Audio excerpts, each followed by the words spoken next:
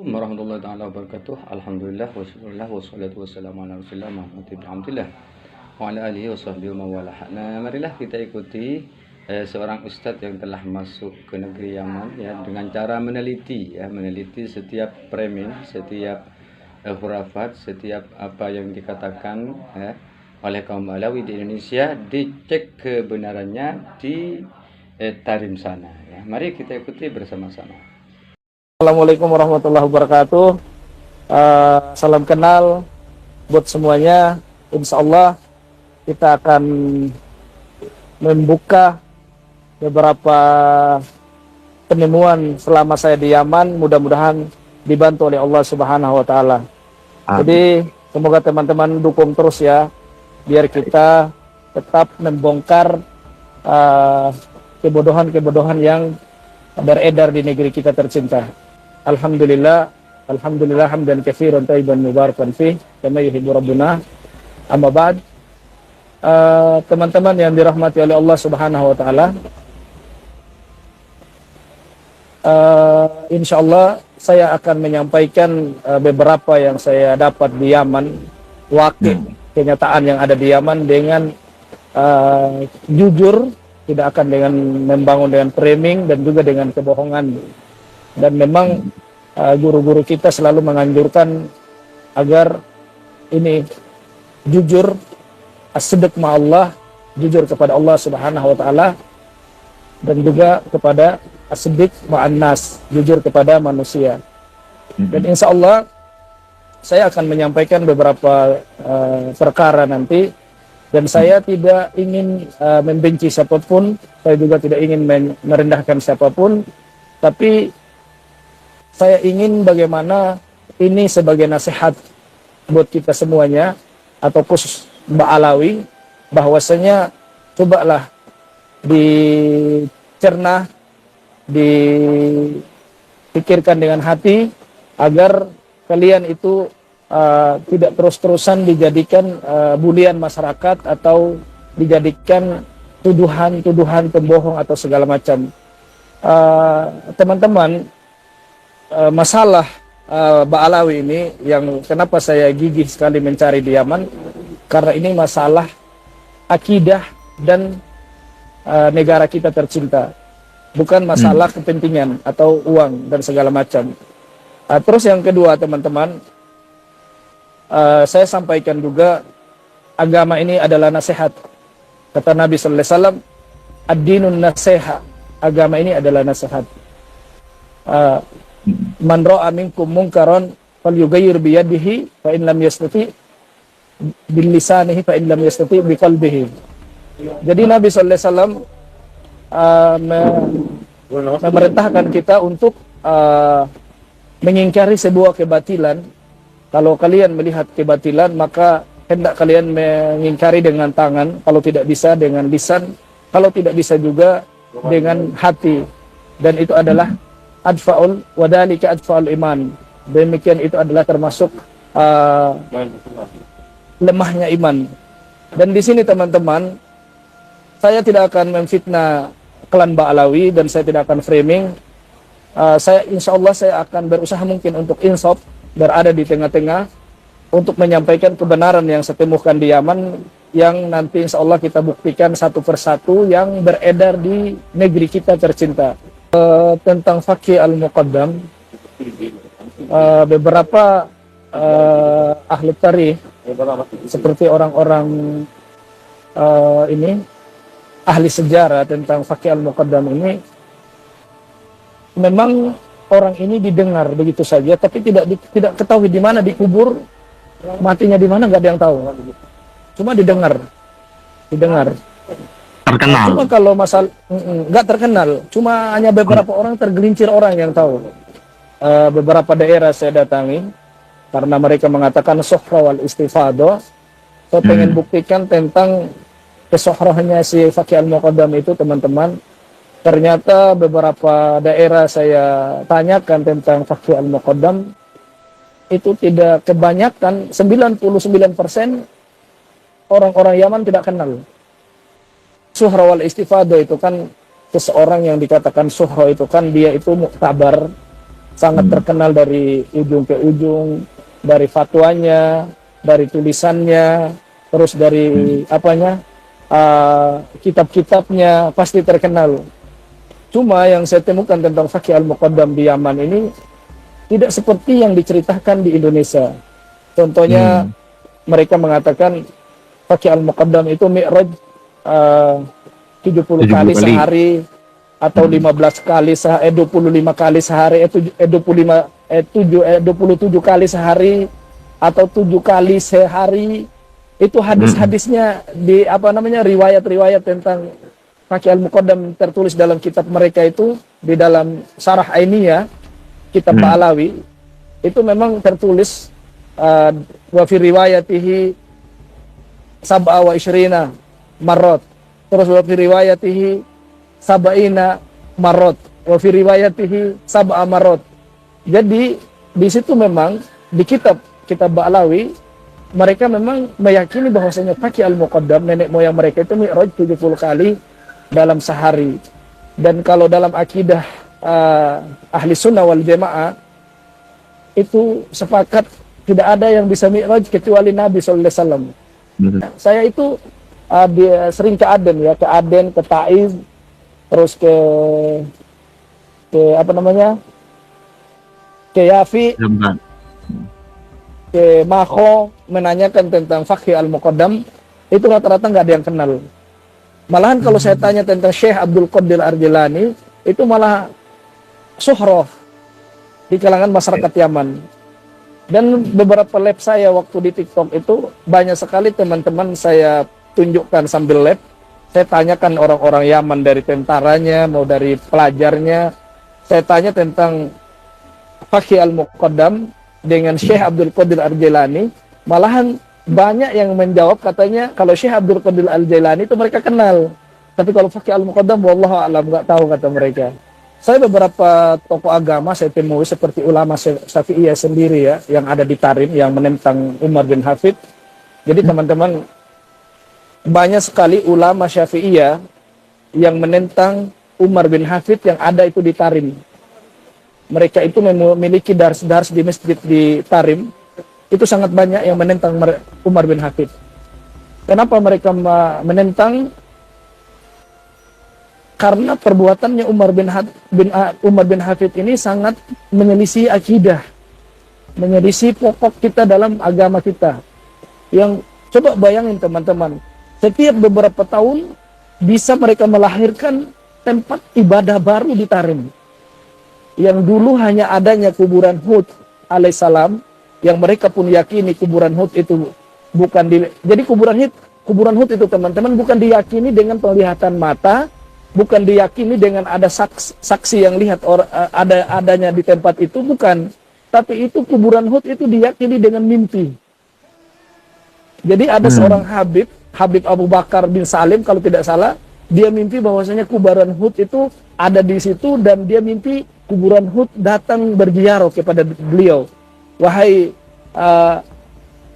Abu Bakar bin Salim, in lam tazurni sa'ajuruka, kalau kau tidak ziarahiku maka aku yang akan menziarahimu. Jadi itu dalam kitab mereka tertulis gitu loh, bahwasanya kuburan Nabi Hud alaihissalam itu sendiri mereka yakinkan, dan mereka bikin kuburannya itu bukan dibangun dengan ilmu, dengan sejarah, bukan juga dibangun dengan penglihatan, tapi dibangun dengan mimpi. Dan itu yang lebih membodohkan lagi, sudah dibangun dengan mimpi, mereka jadikan tempat tawaf. Gitu loh. Ada syekh yang penulis kitab, di antara kitab yang beliau tulis adalah Al-Quburu fil Yaman. Judul kitabnya itu Al-Quburu fil Yaman. Itu Imam Syafi'iyah atau ulama Syafi'iyah yang ada di Tarim. Dia membongkar dan membantah habis-habisan tentang adanya kuburan palsu dan membangun kuburan palsu yang dibikin oleh Ba'alawi. Itu sangat terkenal kitab itu, namanya Al-Quburu fil Yaman. Al-Qubur itu nama kitabnya. Iya. Saya pernah di lab itu, saya pernah tunjukkan ke teman-teman nama kitabnya, sampelnya saya pernah tunjukkan. Dan ini ulama Syafi'iyah yang masih lurus, beliau sangat menentang. Dan di dalam kitab itu juga ada terdapat, saya baca sendiri kitabnya, bahwasanya di tahun 135 Hijriah atau Masehi atau wallahu alam saya lupa ya. Dia itu ternyata yang menggagas pertama membangun, memasangkan kain, menaruh bunga-bunga menghiasi kuburan, itu adalah seorang Habib pelakunya. Gitu loh. Oke, Di dalam kitab itu tertulis maka yang menggagas pertama untuk membangun kuburan, menaruh kain, terus menaruh bunga-bunga seperti di Indonesia itu kan kuburan kayak megah banget, itu ada bunga. Itu memang di dalam kitab mereka. Itu memang yang dibantah itu oleh ulama Syafi'i yang ada di Taron ini. Memang di dalam kitab itu ada gitu. Jadi gini teman-teman, orang Asy'ari atau orang tasawuf itu sendiri di Tarim itu teman-teman, ada memang tasawuf yang masih lurus, dan memang tasawufnya Umar bin Hafid ini memang tasawuf yang agak lain, yang sulit bisa ditebak. Rata-rata ada beberapa ulama tasawuf yang saya temui ya, saya juga nanya fikih di mereka karena mereka sangat luar biasa tentang kefikihannya. Ulama-ulama tasawuf ini, ulama Syafi'iyah ini yang saya sebut tadi, mereka itu sangat menentang keras dengan apa yang dilakukan di dekat-dekat Darul Mustafa itu, atau itu kuburan. Ada yang lebih parah teman-teman ya. Setelah tempat tawaf kuburan Hud alaihissalam beberapa puluhan tahun diresmikan, itu ada lagi tempat tawaf yang kedua, namanya Mi'rab. Mi'rab itu mereka namakan Mi'rab. Itu kata mereka gelas Nabi Sallallahu Alaihi Wasallam. Dulu Nabi Sallallahu Alaihi Wasallam pernah datang ke Hadramaut dan minum air, gelasnya dia lupa. Gitu loh. Mereka yakini itu, dan gelas itu sekarang dibikinkan seperti dibikinkan sebuah kayak menara gitu, terus untuk ditawafin juga. Gitu. Saya bingung, kata mereka Nabi Sallallahu Alaihi Wasallam pernah ke Hadramaut atau ke Yaman lah, taruhlah. Tapi pertanyaan saya, kenapa Uwais Al-Qarni kok masih jadi tabi'in, nggak jadi sahabat gitu loh?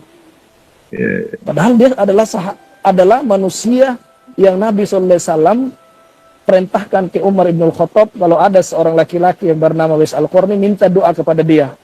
Dia datang dari Yaman. Kalau memang Nabi pernah ke Yaman, kenapa orang-orang ini yang pengen ketemu dengan Nabi tidak jadi sahabat gitu loh? Tetap sejarah mencatat mereka adalah tabi'in. Itu lucu juga, lucu. Jadi kalau bilang Nabi pernah datang minum air, terus gelasnya dia taruh di Hadramaut, kalau menurut saya itu adalah palsu, tidak dibenarkan dalam syariat. Itu adalah cerita-cerita dongeng. Mereka selalu melakukan setiap bulan Sa'ban, kalau nggak Sa'ban, Muharram, mereka ini dari segala penjuru mereka datang. Keliling kayak tawaf Ka'bah. Jadi mereka keliling kayak seperti tawaf Ka'bah begitu. Jadi memang itu kalau menurut saya itu semua bisnis, masalah fulus.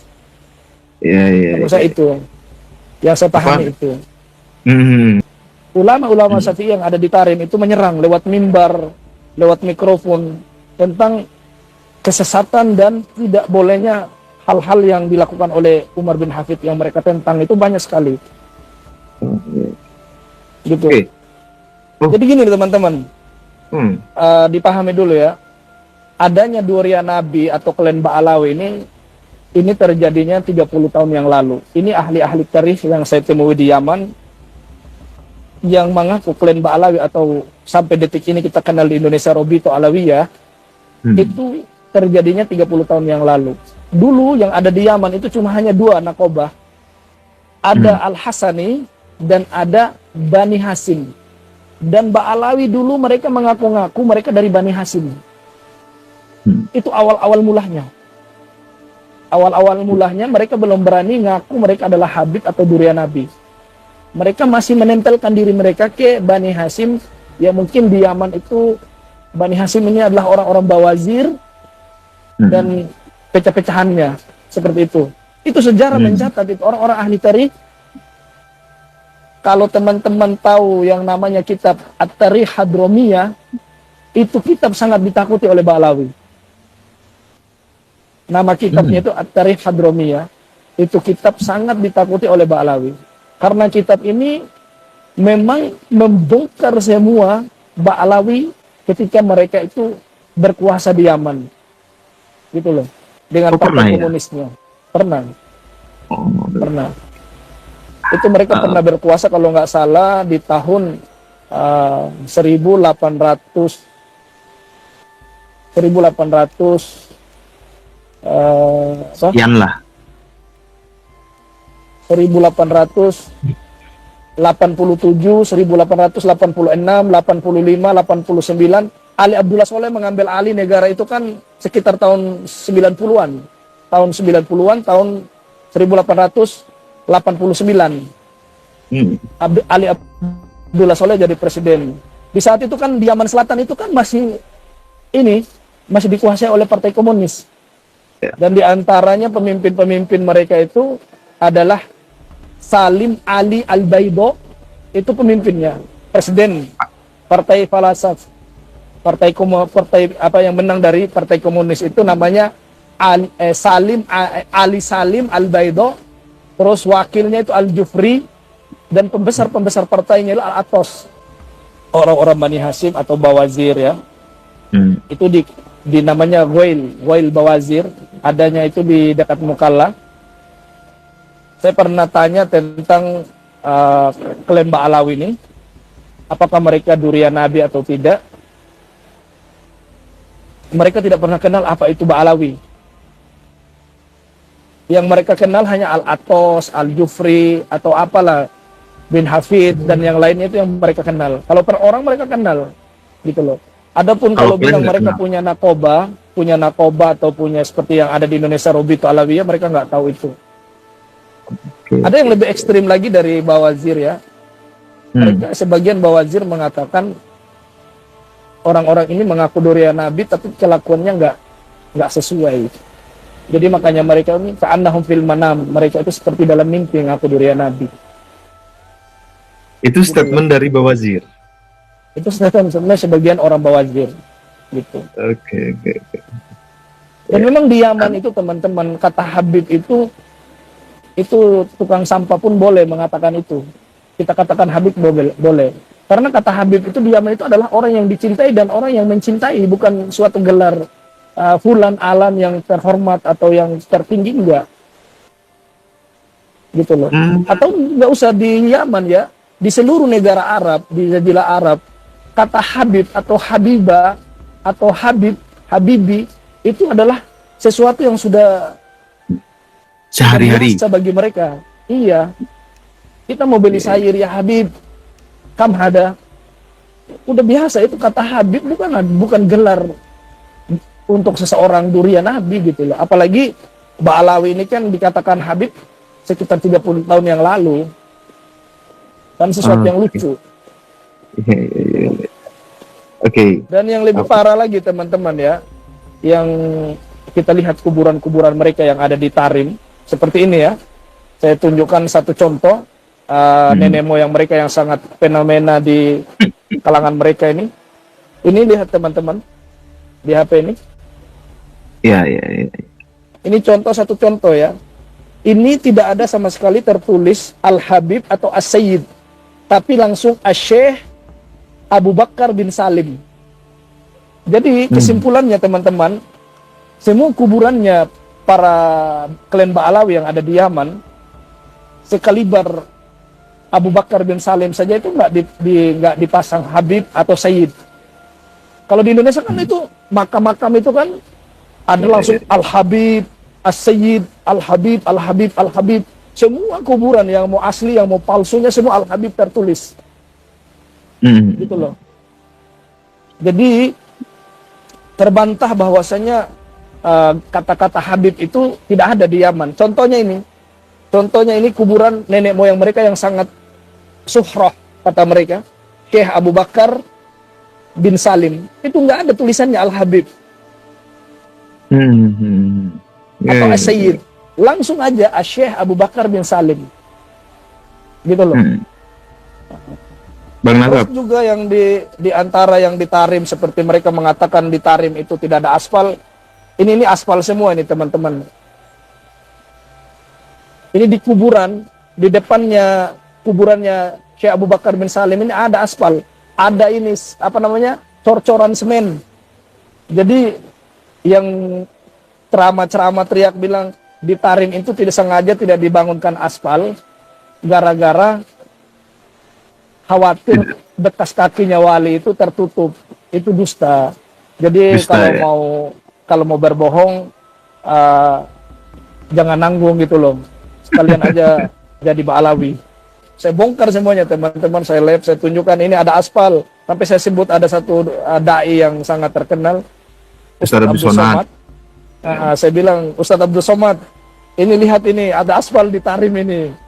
Cobalah kalau kita mau ceramah dengan di depan masyarakat itu, coba bangun dengan kejujuran.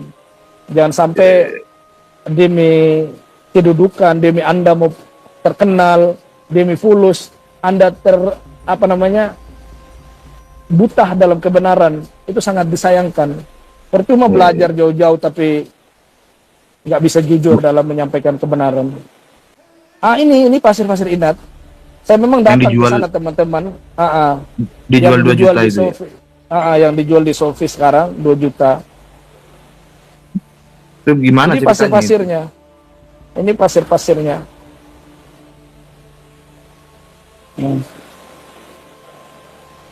Ini pasir-pasir yang ada di sini ini teman-teman. Sampai saya ini loh,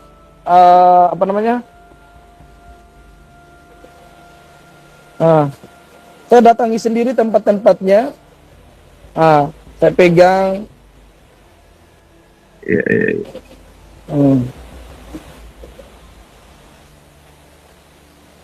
Itu pemakaman apa? Ini pasir-pasir yang mereka akui ini.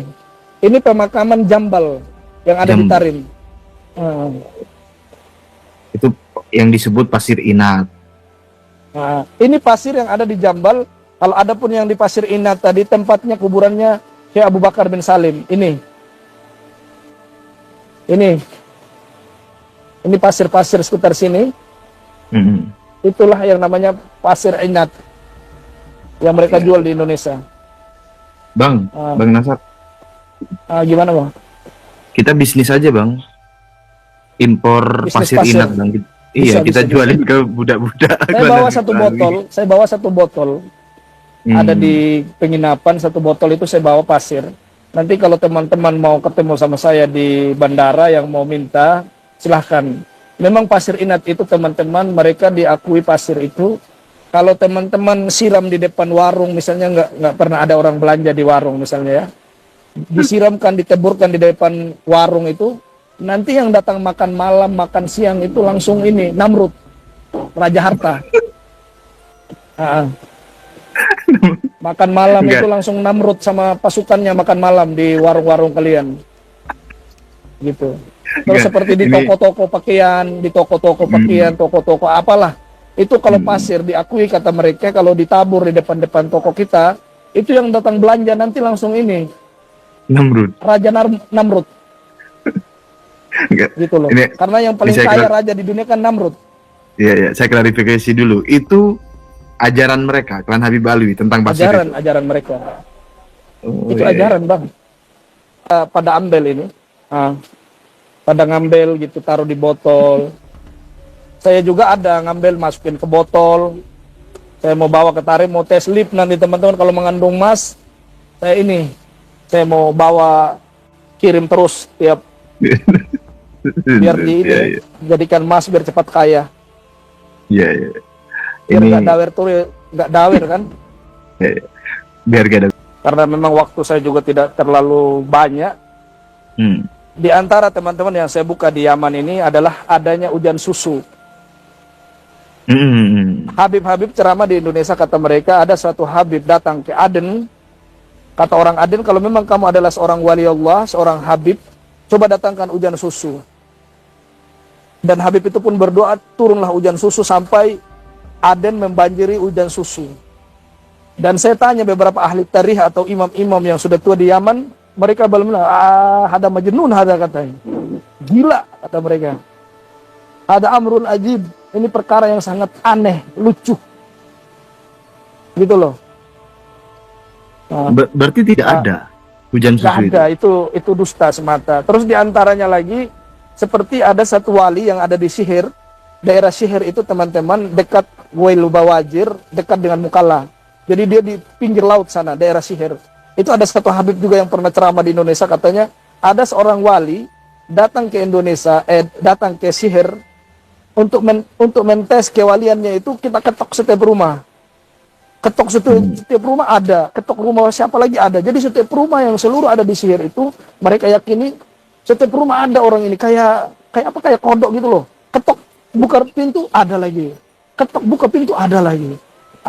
Dan ini saya tanyakan beberapa orang-orang di Yaman yang ada di kota Sihir itu sendiri, orang-orang, jangankan orang awamnya, tentaranya pun saya tanyakan, saya sambil les itu saya tanyakan. Gitu loh. Itu mereka bilang nggak ada, yang gila katanya. Mereka anta majnun, mereka malah nuduh saya, ya akhi, idhab ila mustasfa ya akhi, anta marid. Mereka gini nih sama saya. Ada soal. Pokoknya mereka nyuruh saya kalau kamu sakit ke rumah sakit kata mereka. Jadi saya tanyakan tentang wali yang loncat sini loncat ke rumah tiap fulan, rumah Alan itu, saya tanyakan ke mereka, mereka menganggap saya itu stres. Gitu loh. Jadi yang ada di Yaman itu juga, yang ada di Sihir itu juga tentang wali yang loncat kayak kodok ini juga nggak benar ceritanya, nggak benar, ya. nggak benar. Karena hal-hal seperti itu kan sebenarnya mukjizat kan, gitu loh. Yang memiliki mukjizat kan cuma Nabi. Ya. Kalau karomah mungkin wali Allah. Kalau karomah kita yakini itu wali Allah ada. Apa iya hujan susu didatangkan oleh seorang wali? Kan lucu. Saya sudah banyak beberapa video teman-teman, daerah-daerah yang sudah beredar di YouTube itu, ditonton saja. Banyak sekali video-video yang saya dimana sambil lab menanyakan di orang Yaman tentang Faqih Al-Muqaddam. Mereka kebanyakan nggak ada yang kenal. Ya. Mereka kenal yang namanya Faqih, itu mereka kenal. Faqih itu kan orang yang alim. Orang yang berilmu. Kalau itu sekedar itu mereka kenal. Tapi kalau Al-Faqih, Al-Muqaddam, klan Ba'alawi atau nenek moyangnya Ba'alawi nggak kenal mereka. Terima kasih telah menonton, terima kasih telah menyimak. Semoga bermanfaat untuk kita semua. Ya, agar kita terjebak, ya, kita tidak terjebak dalam khurafat, tidak terjebak dalam salah kesalahan dalam mencintai dan juga kesalahan dalam membenci. Silakan Anda cintai apa yang Anda cintai dan bencilah apa yang harusnya Anda benci. Sekian. Assalamualaikum warahmatullahi wabarakatuh.